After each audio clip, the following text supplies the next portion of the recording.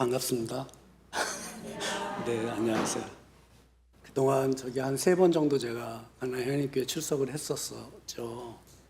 우리 김경 목사님, 또 사모님, 우리 친교부 부원들 아주 저를 열렬히 또 환대해 주셔서 너무 감사했고 인상이 깊었었습니다. 좋은 교회구나. 근데 이런 좋은 교회 또 이제 설교 요청을 제가 받고 나서 마음의 부담이 얼마나 컸던지 이루 여러분은 상상이 안 될 거예요. 왜냐하면 제가 2018년도에 목회를 이제 그만두고 이제 원로 목사가 됐습니다. 그리고 6년 동안 설교를 한 3번 정도 했는데 오늘 쓴 게 한 이제 4년 만에 처음 쓰는 겁니다. 웬만하면 설교를 안 합니다. 제가 안 하는데 우리 강남 형님교회의 이 유구한 전통과 민중신학과 또 이 전통 있는 교회에 제가 언제 또 서보겠냐. 그래서 마음의 부담을 정말 아름다운 부담을 갖고 설교를 준비할 수 있는 영광을 주셔서 참으로 감사드립니다. 제가 이 교회 와서 이렇게 보니까 그 교향곡 작곡가들이 이제 작곡을 할 때 거기에 이런 용어가 있어요. 오브리가토라고 하는 용어가 있습니다. 이 오브리가토를 쓰면 거기에 이제 빠지면 안 되는 악기들을 이제 이렇게 씁니다. 그러면 그 수많은 교향악에서 그 악기는 빠지면 안 되는데 이 교회에 와 보니까 여름 우리 하고 우리 성가대가 오브리가토다. 네, 그런 느낌을 아주 제가 인상 깊게 받으면서 참 좋다. 예, 이런 또 말씀을 아울러 드립니다. 오늘 설교 준비를 제가 안 했다고 그랬잖아요. 보통 안 하는데 저 원래 전도사 때부터 저기 삼각산 기도원 부흥사하고 그랬던 사람이에요. 굉장한 신비주의자고 대단한 또 많은 또 개인적인 신앙적인 어떤 경험들을 가지고 있어요. 부흥회 하라고 그러면 또 아마 밤새도록 할 수도 있을 것 같습니다. 그런데 왠지 강남 형님교회 올 때는 그런 설교를 하면 안 되겠다. 그런 마음의 부담이 있어서 책을 아마 제가 그냥 미리 밝히고 말씀드릴게요. 책을 한 1000페이지 넘게 읽고 온 것 같아요. 저는 한신대학교 그렇게 훌륭한 교수가 있는 줄 몰랐어요. 이번에 이혜성 교수님 책을 그 칼 슈미트의 정치철학에서 지정학까지 한 500 몇 페이지 된데 다 읽었습니다. 다 읽고 진짜 훌륭한 학자가 있구나 한신대학교에. 또 허석현 이제 교수라고 한신대 교수입니다. 그 보네퍼 목사님의 그 기독교 파시즘과 보네퍼의 투쟁 이런 관련 또 책을 읽고 또 뭘 읽었을까요? 그 스탠퍼드가 아니고 어디죠? 미국의 그 인문학 대학으로 유명한 그 대학이죠. 아주 세계적인 대학이죠. 거기에 일레인 페이저스라고 하는 이제 역사학자가 있는데 이분이 썼던 그노시즘도 읽어봤고 가장 최근에 박사학위 받았던 UC 버클리에서 박사 받았던 감리교 목사 중에 장준식 박사님 또 책도 읽어봤고 그다음 하이델베르크에서 박사를 받았던 조현호 박사의 정치신학과 디아코니아까지 읽어보면서 설교를 준비를 많이 했는데 막상 이렇게 설교문을 쓰다 보니까 몇 자 들어갈 게 없더라고요. 그냥 학자별로 뭐 아니면 주인공별로 뭐 한 2줄 하고 나면 끝나더라고요. 그래서 이거 어떻게 해야 되냐, 큰일 났다. 이렇게 우선은 서두를 밝힙니다. 여러분들 만남을 되게 이렇게 기쁘게 생각하면서 그렇게 왔다는 걸 알아주시면 참 좋겠습니다.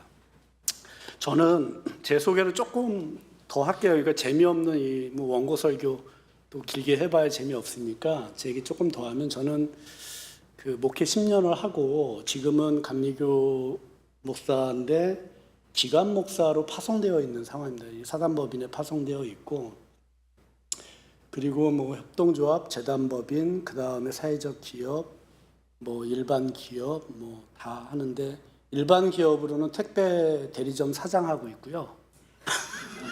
여기 위례 신도시 성남우체국 위례 저기 하남우체국 위탁 배송도 하고 있습니다. 예, 아파트 배송도 하고 있고 CJ 대한통운은 성북구에서 하고 있습니다. 또 뭐가 있나요? 부동산 전 업자입니다. 또 시행업자 집 짓는 거 합니다. 사회주택이라고 청년주택, 신혼부부주택, LH 임대주택 이런 거 짓는 거를 한 6년째 지금 하고 있고요. 이번에 하나 한 300억 정도 부도 맞아가지고 또 망할 것 같아요. 근데 뭐 되게 평안하죠. 아주 최첨단 아주 자본주의 자금에 그 금융에 아주 그 속까지 도대체 이 세상이 어떻게 작동하는지가 궁금해서 들어가 본 사람 중에 하나고 목사 중에 아마 저처럼 자본주의를 잘 이해하는 사람도 그렇게 많지 않을까 뭐 이런 생각을 해봅니다. 또 뭘 하고 있을까요? 지금 저기 고흥 전남 고흥에 가면 취도 사도 섬이 있습니다. 그 친환력 사업이라고 섬마을 어촌을 살리는 그런 어떤 활동도 하고 있어요. 그래서 그 프로젝트는 5년짜리를 받아서 뭐 앵커 시설도 운영하고 있고 뭐 그런 데 참여하고 있습니다. 주거복지라고 해서 사단법인 나눔과 미래제가 소속인데 한 8년 동안 한국타이어에서 한 회장님한테 30억 기부받고 그 한국타이어 동그라미 나눔재단에서 40억 기부받고 서울시에서 한 40억 받아가지고 8년 동안 120억 정도를 집 짓는 회사들 저리로 이렇게 대출해놓은 대출 사업도 해봤습니다. 그런데 오늘은 그런 얘기를 다 차치하고 아주 중요한 화두를 가지고 여러분과 만나려고 합니다.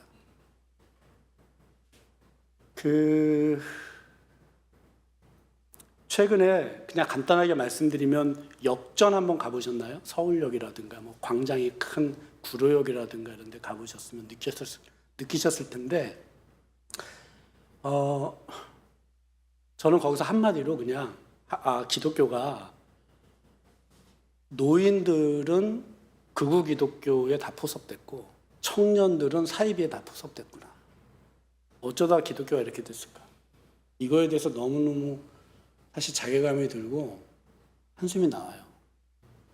특히 민중교회로 지금까지 그 우리나라 노동운동과 그 다음에 군부 독재와 수많은 탄압을 다 이겨내면서 여기까지 오셨던 이 교회 공동체 입장에서 봐도 아마 저가 말하는 거에 대해서 아마 공감을 하시리라 그렇게 생각을 합니다.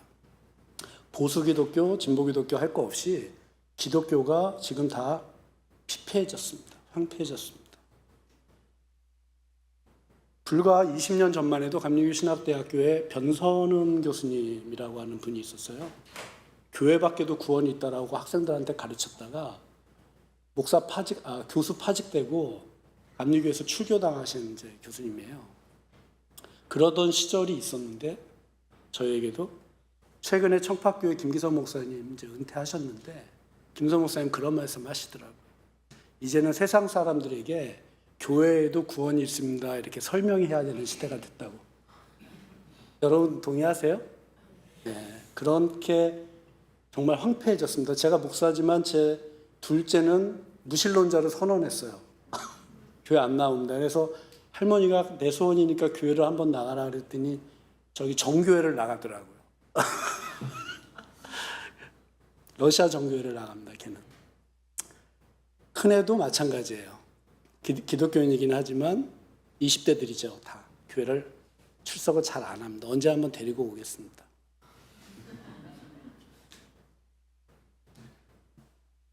오늘 예수님께서 우리에게 주신 본문 말씀 누가복음 10장 1절에서 11절 말씀 교회력에 나와 있는 오늘 본문이라 제가 선택을 했는데 아주 중요한 것을 시사해 주고 계세요. 제자들 한 70명을 뽑아가지고 짝을 지어서 2인 1조로 짝을 지어서 이제 전도를 내보내는데 그럼 그 전도를 내보내는 배경을 그 바로 앞에 9장 51절 52절에 보니까 그 배경을 설명해 주고 있습니다. 예수께서 승천하실 날이 기약에 차서 예루살렘으로 올라가야겠다고 결심을 하십니다. 그리고 나서 제자들을 이제 전도대를 꾸려서 전도를 내보냈는데, 전도의 핵심이 뭐였을까요? 그 목적이 뭐였을까요? 예수님이 전도 내보냈던 목적. 우리 요즘에 전도하죠. 전도를 얼마나 많이 했어요? 100년 동안. 저희 한국 기독교 역사 140년 됐죠, 이제. 140년 동안 전도 많이 했습니다. 전도의 목적이 사실 본질인데 그거를 가끔 우리가 잊고 사는 것 같아요. 교회 공동체가 유지되기 위해서 전도를 하는 거, 수많은 방법론이 있는데 그거보다 더 본질적인 거를 성경에서 말씀해 주고 계십니다. 10장 5절을 보니까 어느 집에 들어가든지 먼저 말하되 이 집이 평안할지어다, 그렇게 얘기하라고 해요. 그 예수 그리스도의 복음은 평화를 전해주는 이야기입니다. 이게 빠지면 안고 없는 찐빵이 되는 겁니다.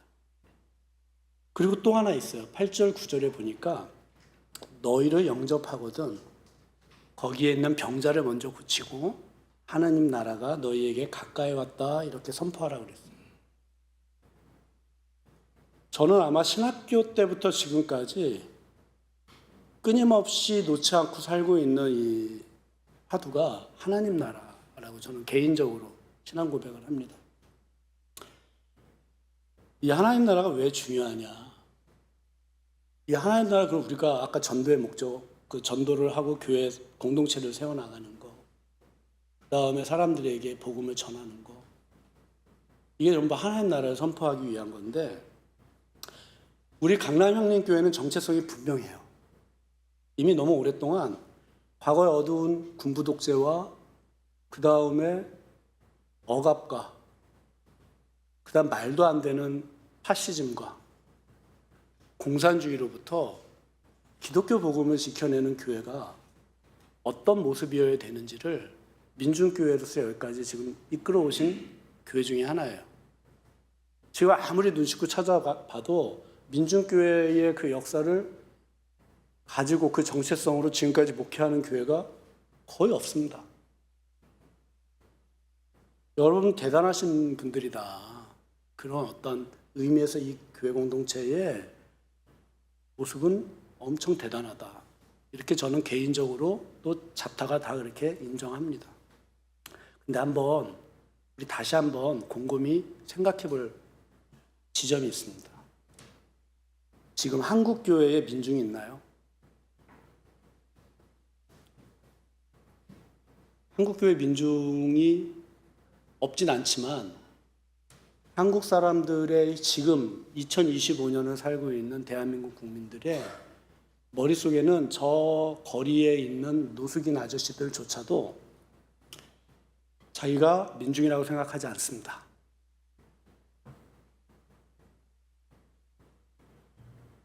그렇기 때문에 요즘에 거리 나가보세요. 노숙인 잘 안 보이죠? 두 가지 이유 때문에 안 보입니다. 하나는 한 15년 전부터 주거복지가 잘 돼서 매입임대주택 이런 주택을 많이 공급을 해줬어요. 한 달에 한 3,000원, 4,000원 내고 보증금 100만 원만 있으면 20년 동안 살 수 있는 지하 주택도 제공해주고요. 청년들처럼 호텔 같은 걸 완전히 좋은 레지던스 호텔을 개조해가지고 한 달에 한 60만 원 정도, 보증금 1,000만 원에 60만 원 정도면 훌륭한 호텔에서 살 수 있는 임대주택도 제공해 줍니다. 한국 굉장히 선진국이고 굉장히 부자 나라예요. 일본을 뛰어넘었습니다. 이미 10년 전에 사회안전망이라고 하는 사회복지 개념의 그 정책은 일본을 뛰어넘었다 이미. 그렇게 이해하셔도 됩니다. 그렇게 해서 자립해서 나가시는 분들이 상당히 많았고 거리 노숙인이 없어진 이후에는 두 번째가 중요한데 상당히 많은 분들이 자살합니다. 이유가 뭐냐면 과거에는 내가 좀 노력하면 재기할 수 있다라고 하는 희망이 있었는데 이제는 희망이 없어졌어요. 아무리 노력을 하고 내가 다시 재기를 하려고 해도 이 고착되어져 있는 신자유주의적 대한민국에서는, 자본주의 안에서는 내가 다시 재기하기가 어렵다. 이런 생각하는데 그 기저에 이렇게 들여다보면요. 자기가 비록 노숙인이지만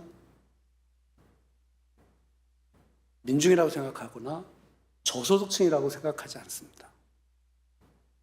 언제든지 나는 재기할 수 있다라고 생각했던 기저들이 있기 때문에 자살하는 거예요.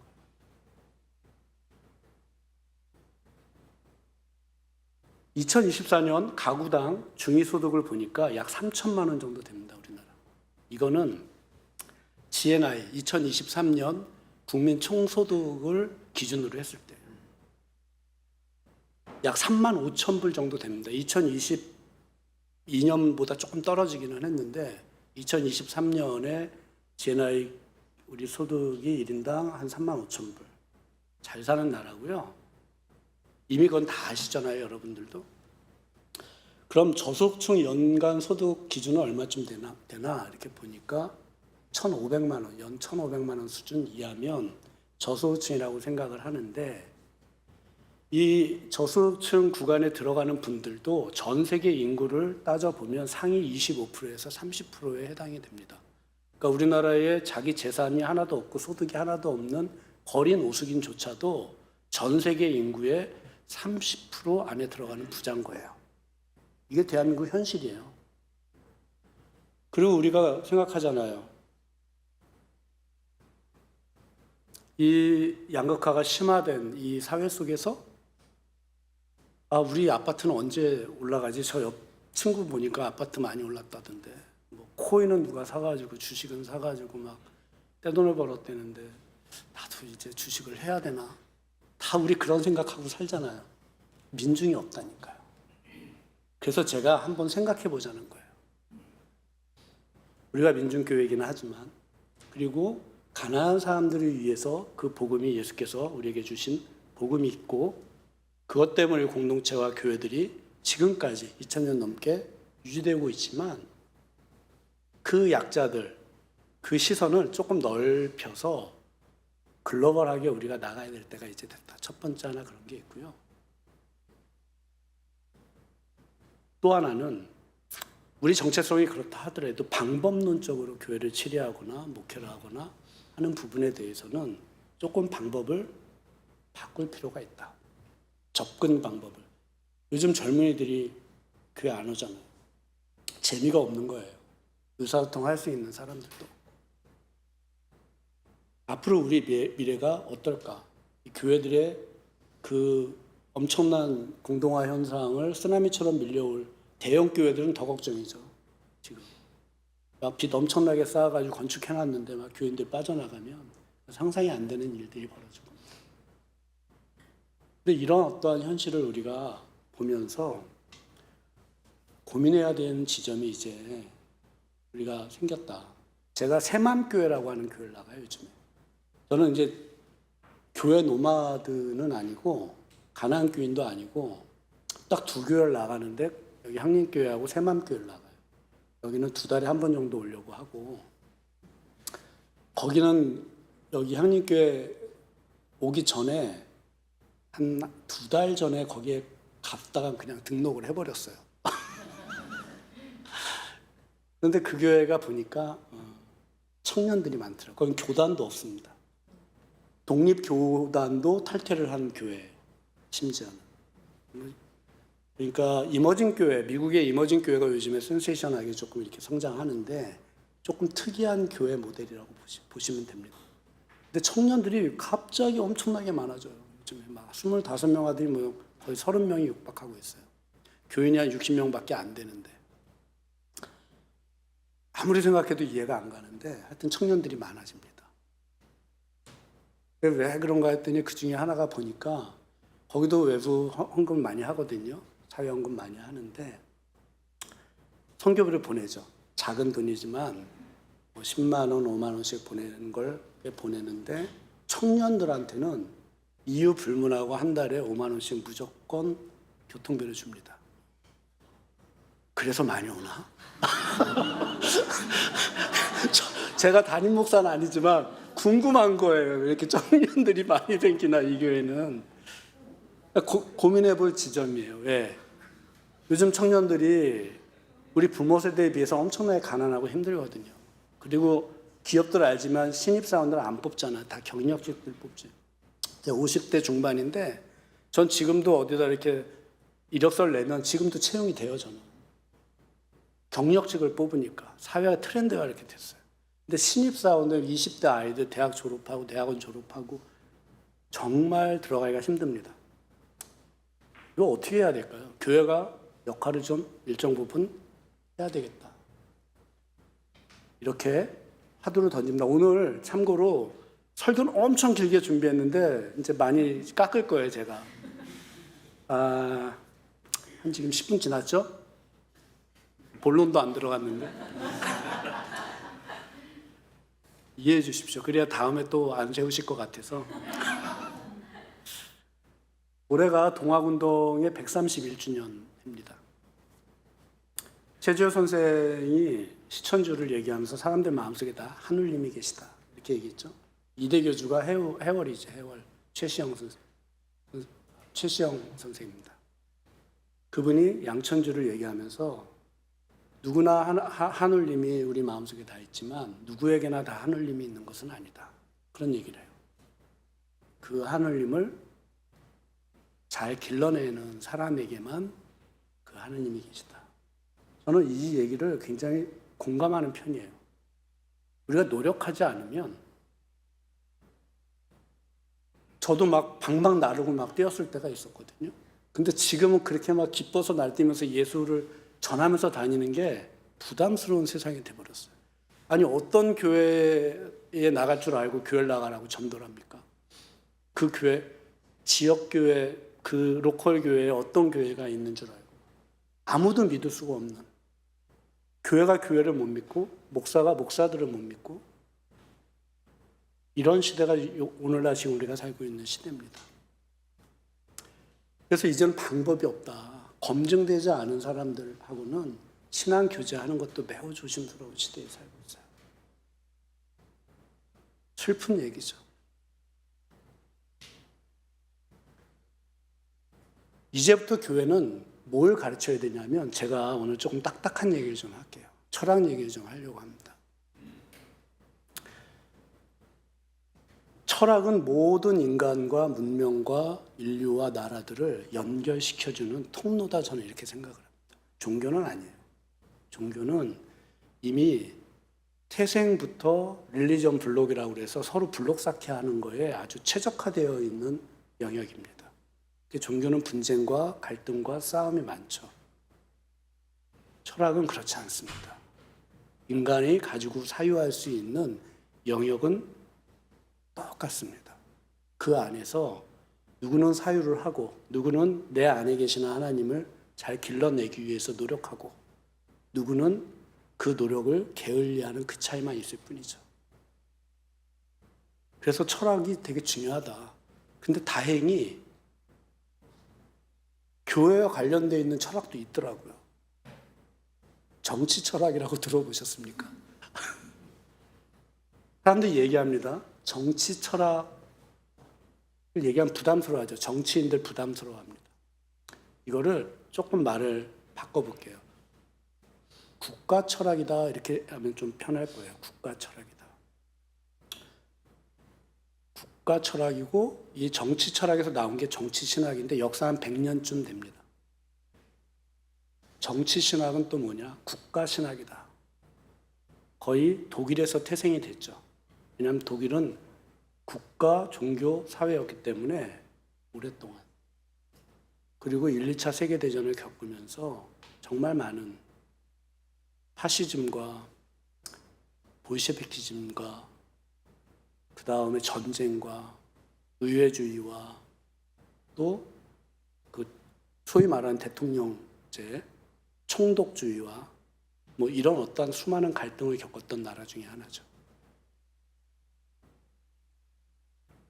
그럼 왜 이 정치 철학이 필요하고 정치 신학이 필요하냐? 오늘 예레미야 말씀에 그게 있어요. 예레미야 22장 3절, 5절, 6절을 보니까 이런 말씀이 나옵니다. 여호와께서 이와 같이 말씀하시되 너희가 정의와 공의를 행하여 탈취당한 자를 압박하는 자의 손에서 건지고 이방인과 고아와 과부를 압제하거나 학대하지 말며 이곳에서 무죄한 피를 흘리지 말라. 그러나 너희가 이 말을 듣지 아니하면 내가 나를 두고 맹세하노니 이 집이 황폐하리라. 여호와의 말씀이니라. 여호와께서 유다 왕의 집에 대하여 이같이 말씀하시느니라. 이렇게 말씀하고 계시거든요. 여기 핵심은 정의와 공의입니다. 하나님 나라는 정의와 공의를 지키는 나라입니다. 그 안에서 사는 백성들의 공동체입니다. 그래서 우리는 인종과 상관없이 예수를 믿으면 다 예수쟁이고 예수를 믿으면 다 가족 같은 사람들이에요.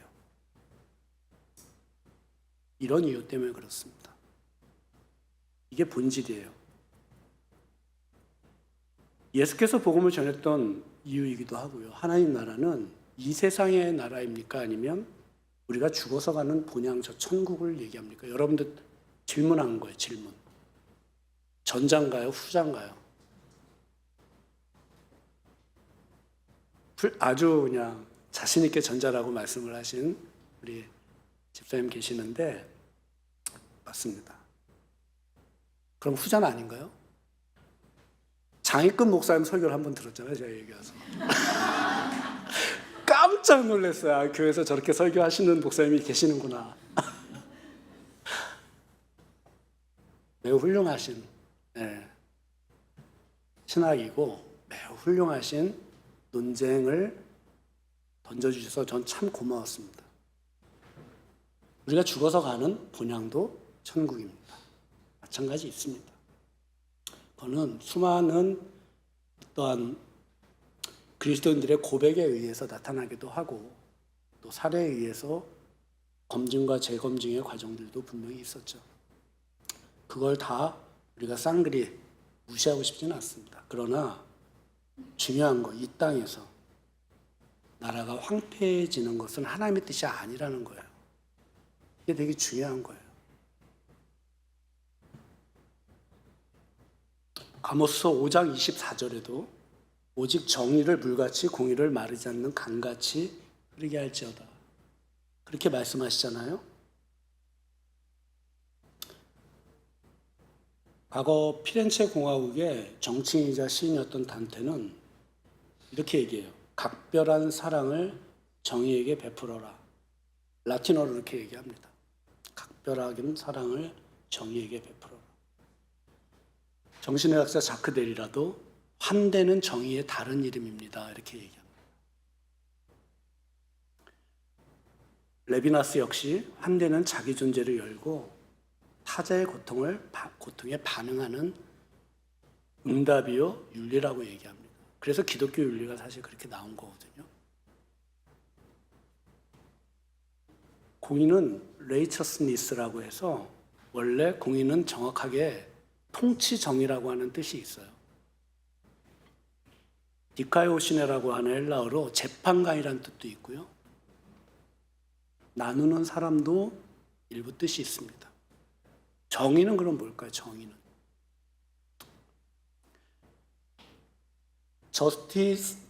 저스티니스라고 하는 고어, 지금 사라진 영어를 쓰는 게 정확한 언어인데 지금 저스티스라고 그냥 얘기하고 마는데 정의는 조금 가벼운, 공의보다는 그레이드가 조금 낮은 판결 정의라고 하는 뜻을 함유하고 있습니다. 이게 다 무슨 용어예요? 국왕이 나라를 다스릴 때 쓰는 용어고 재판관이 법원에서 판결할 때 쓰는 용어예요. 이게 되게 중요합니다. 이런 걸 아는 거는 용어를 정리해요. 우리가 정의와 공의와 하나님 맨날 얘기하는데 왜 하나님은 이렇게 공의와 정의와 하나님이고 공의와 정의와 하나님의 그 말씀을 지키고 따르는 우리가 하나의 나라를 만들어가는 주인공이 될 수 있나?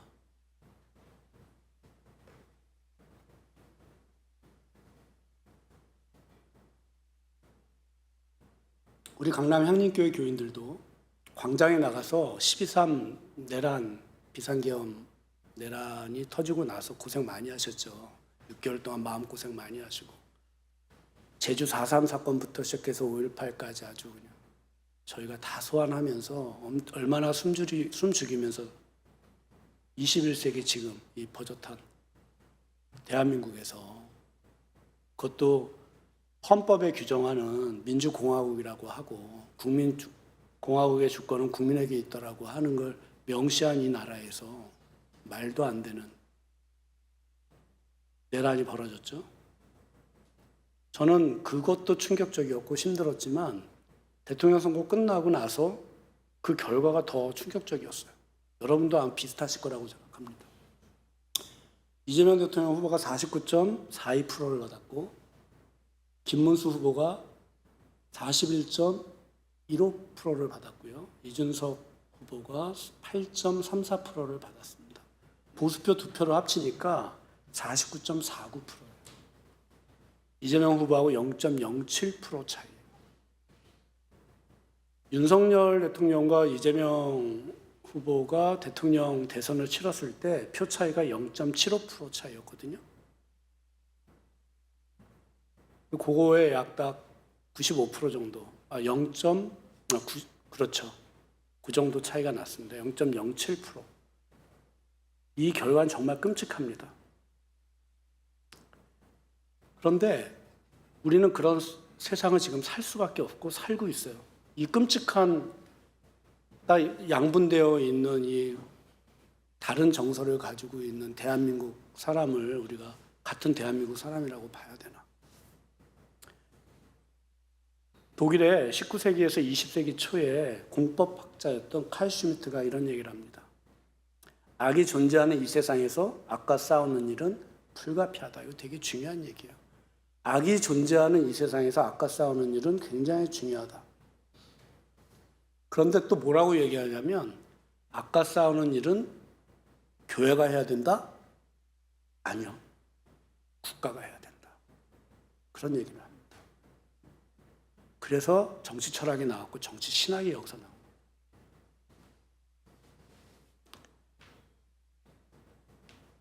이 칼 슈미트의 말은 수많은 독재자들의 마음에 함성으로 막 이렇게 울려 퍼졌어요. 히틀러도 그랬고, 우리 한국의 근대사를 봤을 때 박정희 대통령도 칼 슈미트를 엄청 좋아했죠. 그의 이론을. 전두환도 그랬고, 윤석열도 그렇고, 푸틴도 그렇고, 트럼프 마찬가지고요. 이스라엘 총리인 베냐민 네타냐후 역시 다 그 후예들이라고 저는 생각을 합니다. 독재자들은 정치적으로 항상 예외 상태를 만들려고 합니다. 왜요?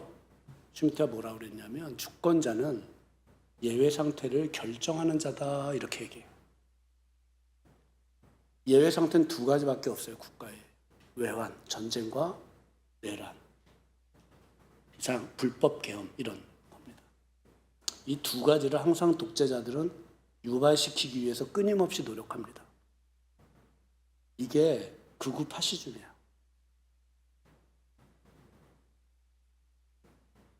그런데 이 이론을 슈미트가 누구한테서부터 가져오냐면 루소로부터 가져옵니다.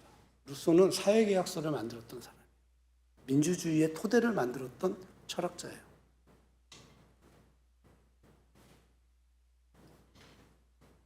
루소의 사회계약론 제3권 15장에 보면 이런 글이 있습니다.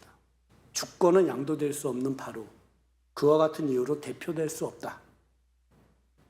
의지는 그 자체이거나 아니면 다른 것이다.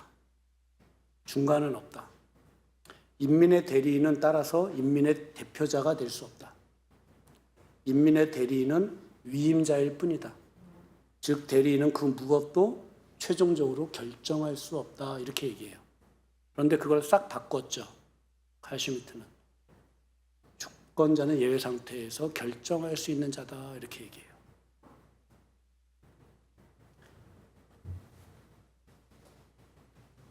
이 신학적인 논쟁도 되게 재밌습니다. 유럽 쪽에서는 정치 철학, 정치 신학을 굉장히 부정적으로 봅니다. 근데 미국에서는요, 굉장히 긍정적으로 봅니다. 달라야죠. 학歴적인 이유가 있기는 하지만 그 얘기는 무슨 얘기냐면 결국은 우리가 끌어안고 살아내야 될 사람들이에요. 대한민국은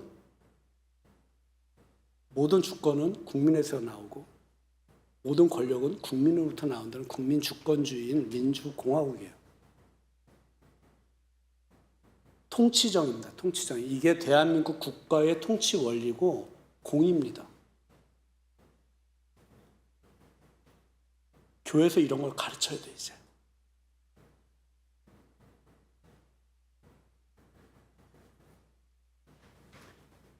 그런데 되게 복잡한 건 뭐냐면 초기의 파시즘과 지금 우리가 살고 있는 현대의 파시즘이 너무나 달라졌다는 거예요.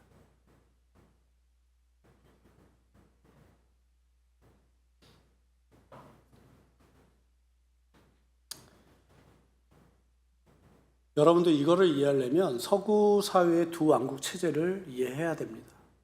이 얘기는 유시 버클리의 장준식 박사가 한 얘기예요. 제가 그렇다. 제가 옛날에 교회사 배우고 역사 공부할 때 배웠던 얘기를 다시 이렇게 들춰내 주시더라고요. 중요한 게 있습니다. 국가를 통치하는 거에 대해서 헤게모니 싸움이 있었는데 교회 국가와 세상 국가가 있다는 거예요. 서구의 역사는 그렇게 형성되어 왔잖아요. 중세시대에는 교회 국가가 승자였어요. 국가를 교회에서 운영을 했죠. 사법권도 가지고 있었고 군대 동원령도 가지고 있었고 그러니까 교회의 수장인 교황이 다 했습니다. 그런데 인본주의가 태동하면서 13세기, 4세기부터 시작해서 인본주의가 태동하면서 세상 국가의 국왕들이 이제 독립선언을 합니다. 그래서 교회하고 싸움도 나고 전쟁도 하죠. 그리고 많이 독립국가로 이제 세상 국가 국왕들이 세웁니다. 그 헤게모니가 뭘까요? 여러분들 이게 중요해요. 그 헤게모니가 뭘까? 누가 세상에 존재하고 있는 아까 싸우는 에이전트인가? 이게 되게 중요해요. 여러분, 누가 세상에 악과 싸우는 에이전트라고 생각하세요?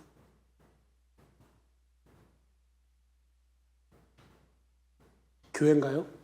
국가인가요?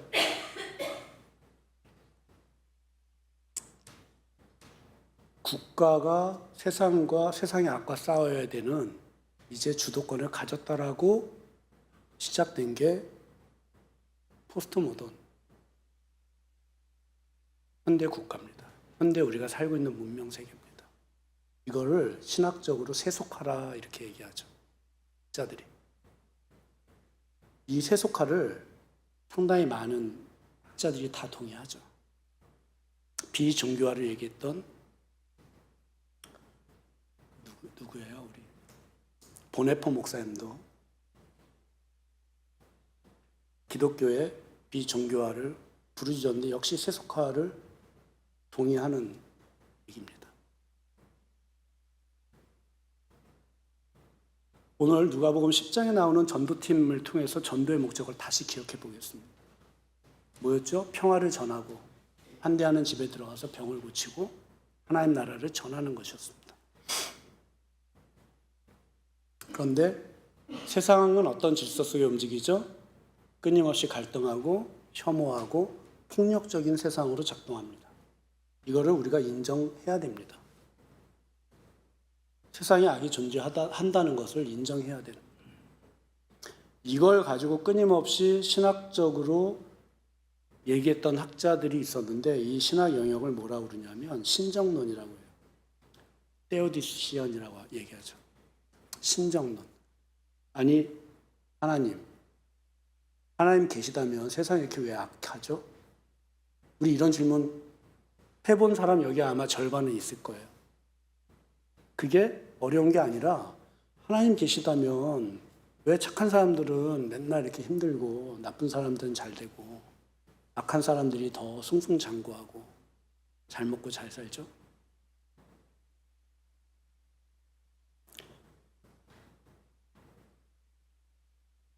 그 이유를 여러분 합리적으로 한번 대답해 보세요. 합리적으로 우리의 이성을 가지고 명철하게 대답할 수 있어? 있나? 그렇게 대답했던 사람들이 있습니다. 그게 영지주의자들이에요.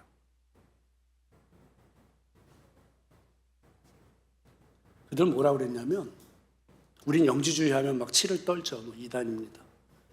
이미 기독교가 시작되는 1세기, 2세기 때 이단으로 정제돼가지고 기독교에서 말도 못 붙여요.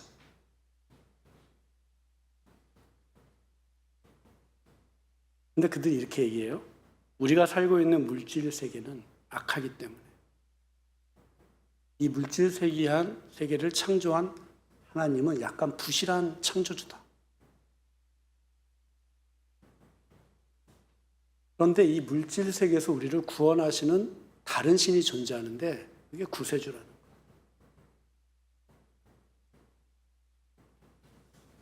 합리적인가요? 합리적이지 않은가요? 삼위일체라는 말이 히포스타시스라고 하는 용어를 쓰죠. 삼위일체를 히포스타시스라고 얘기합니다. 히포는 펄슨이라고도 하고, 그래서 위격을 얘기하는데 이 세 위격, 성부와 성자와 성령의 세 위격이 스타시스. 무슨 뜻이냐면 서로 갈등하고 싸우고 있어요. 여전히 내전하고 있어요. 스타시스는 내전, 전쟁 중이라는 얘기예요. 현대 정치 신학자들은 창조주 하나님과 구원자 예수 그리스도가 지금도 여전히 싸우고 계시다고 사유합니다. 제가 장익금 목사님의 힘을 입어서 너무 깊이 왔는데 여기까지 왔습니다.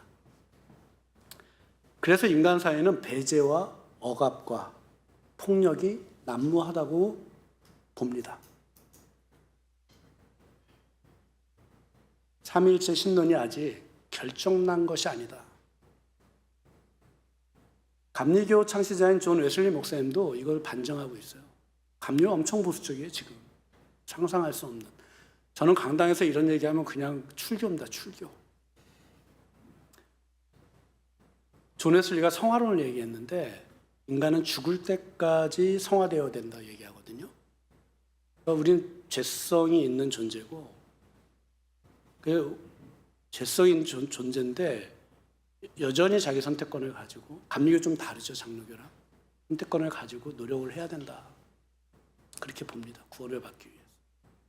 전적인 은혜로 구원받는 거 이쪽에서는 허용하지 않습니다. 원래 감리교는 허용하지 않습니다.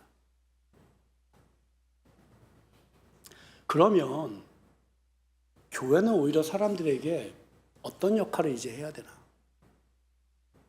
이제부터 이제 본론 이제 마무리 짓겠습니다. 첫째, 탈근대적 파시즘을 경계하고 가르쳐야 됩니다. 이제 지금 오늘날 이 시대에서는 탈근대적 파시즘과 기독교 파시즘은 신자유주의적 파시즘이 결합되어 있어요. 이 뿌리는 굉장히 깊습니다. 1980년대 이후부터 등장한 탈근대적 파시즘이란 전통적 파시즘의 핵심 요소에 민족주의와 배타주의, 폭력과 군주주의, 반자유주의와 대중동원과 선전, 합리적인 이성을 경시하는 것, 반볼셰비키즘과 신자유주의의 대립, 이런 것들이 추가되고요. 또 개인적으로 나가서 포스트 모던 사회의 어떤 문화적인 영향을 받았죠. 다원적이고 상대주의적인 부분이 이제 접목이 되고요.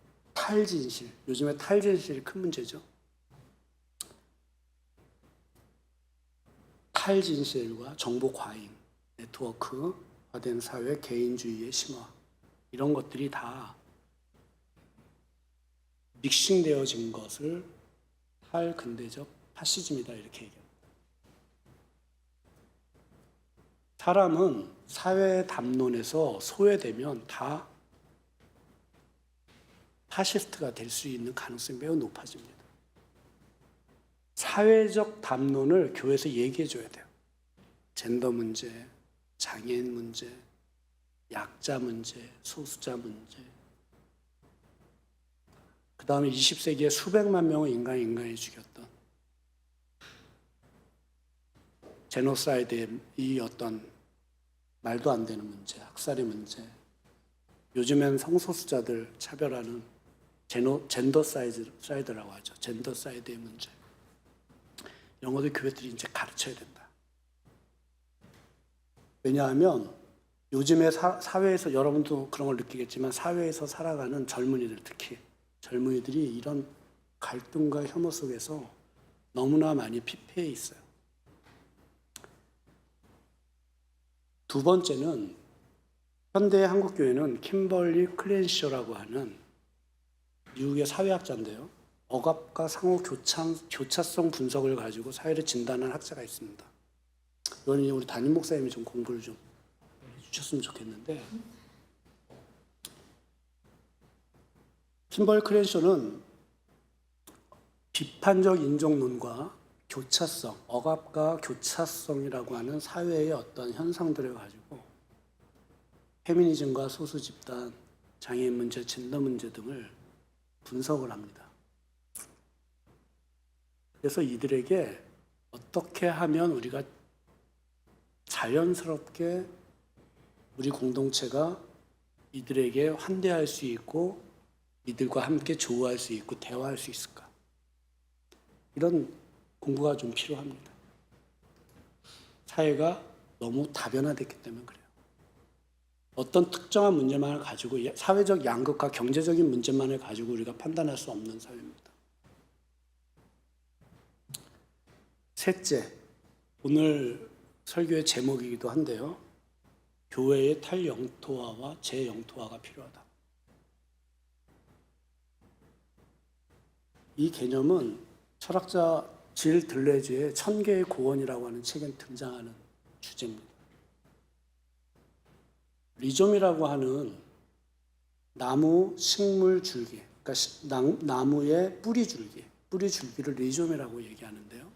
이 리좀의 특성을 들어서 현대 사회를 살아가는 우리 모든 인류는 새로운 유형의 관계 맺기를 해야 된다. 이렇게 얘기합니다. 영토는 단순한 자리 공간을 넘어서 특정 질서, 코드, 의미 체계, 관계망, 심지어는 존재 방식까지 규정합니다.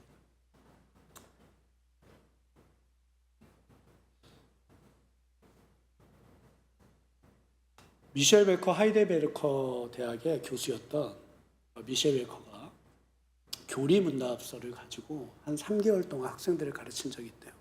거기서 이제 수업을 들었던 박사님하고 얘기하다가 보니까 그런 얘기를 하더라고요. 예배로서의 교육과 교회로서의 예배. 이게 굉장히 중요하다. 사회 담론에서 교회가 더 이상 배제되는 일은 없어야 된다. 그리고 세상 사람들이 고민하는 그 수준만큼은 가야 되는데 지금 한국의 기독교 구구 개신교는 이미 포기했어요. 사회 담론에 참여하는 것을 포기하고 있죠. 가스라이팅 당하고 몇몇 목사들에 의해서. 그 탈진실의 가면을 들여다보면 이런 것들이 담겨져 있습니다. 과학을 부인한다. 사이언스 디나이즘이라고 해서 과학 부인주의가 있습니다. 인정하지 않습니다. 인지 편향이 있습니다. 커니니 바이어스라고 해서 인지 편향적인 성향이 매우 강합니다. 의도적인 합리화를 합니다. 모티베이럴 리즈닝이라고 해서 의도적으로 자기 합리화를 아주 기술적으로 하죠. 이게 조금 더 나가면 정신병적인 어떠한 이제 신경증적인 이제 수준까지 가는데 과잉 확신 편향까지 갑니다. 이것을 터닝 크루거라고 하죠. 이런 파시즘이 득세하는 시대의 교회는 더더욱 리좀처럼 수평으로 뻗어나가는 나무 뿌리의 줄기처럼 탈영토화와 재영토화를 위해 끊임없이 사유하고 공부하고 실천해야 합니다. 일국화된 교리에 얽매여서는 안 됩니다. 이제는 교리를 우리가 다시 들여다봐야 돼요.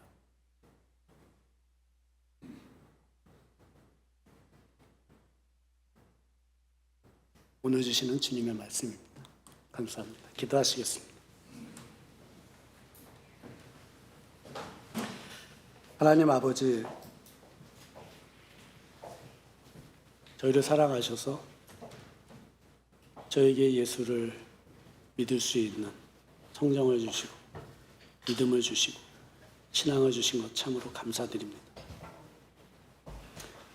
세상이 너무나 다변화되고 너무나 복잡하고 과학기술이 너무나 빨리 발전함에 우리가 따라갈 수 없는 시대를 앞서가던 교회가 이제 시대에 뒤처지고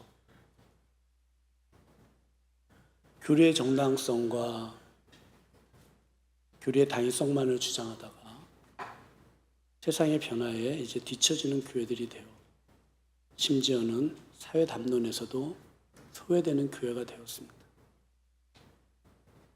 이제 우리가 더 적극적으로 사회 약자들과 사회에서 소외받는 이들과 그들이 받는 고통과 갈등과 배제와 혐오와 폭력의 문제에 대해서 민감하게 우리가 알아들을 수 있고 체감할 수 있으며 또한 새로운 대안을 내놓을 수 있는 우리 강남 향림교회 모든 공동체가 될 수 있도록 주님께서 이 시간 충만하게 성령의 기름을 부어주시기를 바랍니다.